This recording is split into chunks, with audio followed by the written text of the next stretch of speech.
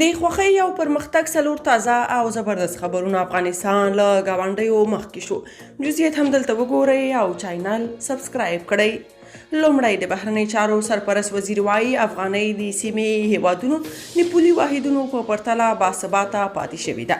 نوموړي د دې وزارت په یوې غونډه کې ویلي په داسې حال کې چې د ډالرو پر وړاندې د سیمې د نورو هیوادونو پولي ارزښت کم شوی، خو د افغانۍ ارزښت د ورځې په تېرېدو سره زیاتوالی موندلی. له دې سره سم د افغانستان بانک وایي د پیسو د پالیسۍ په ښه تطبیق او د ډالرو له قاچاقه په مخنیوي سره توانېدلي چې د افغانۍ د ارزښت له رالوېدو مخنیوی وکړي. د کابل د شهزاده سرای د صرافانو ټولنې بیا پر دې باور ده چې د افغانۍ د ارزښت د ساتنې لپاره باید د افغانستان بانک په دوامداره توګه ډالر بازار ته وړاندې کړي او همداراز په هیواد کې په راکړه ورکړه کې د نورو اسعارو له کارېدنې مخنیوی وکړي. ورته مهال اقتصاد وزارت وایي بیا له افغانستان سره نغدي مرستې هم د افغانۍ ارزښت ساتلی دی. یاد دې وي چې اوس مهال یوه افغانۍ تقریبا 3 کلدارې کیږي. دوهم، فاینانشل ټایمز په یو تازه راپورټ کې وایي چې تر بل هر وخت افغانستان ته د بهرنیو سیلانیانو ورتګ زیات شوی دی.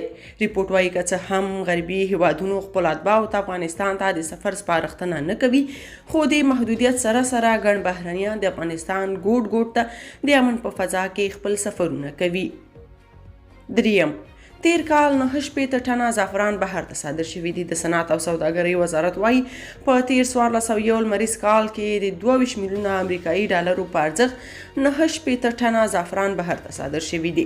د دغه وزارت ویان ویلي چې دغه زعفرانو ډیره برخه یې د هوایي دهلیز له لارې هندوستان، متحده عربي اماراتو او چین ته صادر شوي او بیا له یادو هیوادونو څخه سوداګرو امریکا، استرالیا، مراکش او اروپایي هیوادونه لکه اسپانیا، هالند، ایټالیا او جرمني ته صادر کړي دي.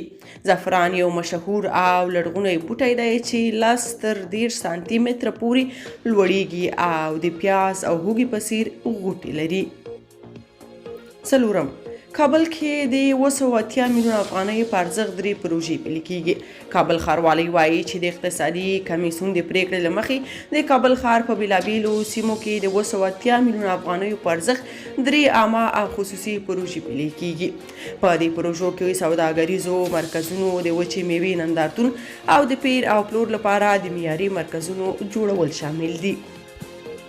که تاسو په دې اړه څه نظر لرئ په کومنټ کې شریک او چینل سبسکرایب کړئ.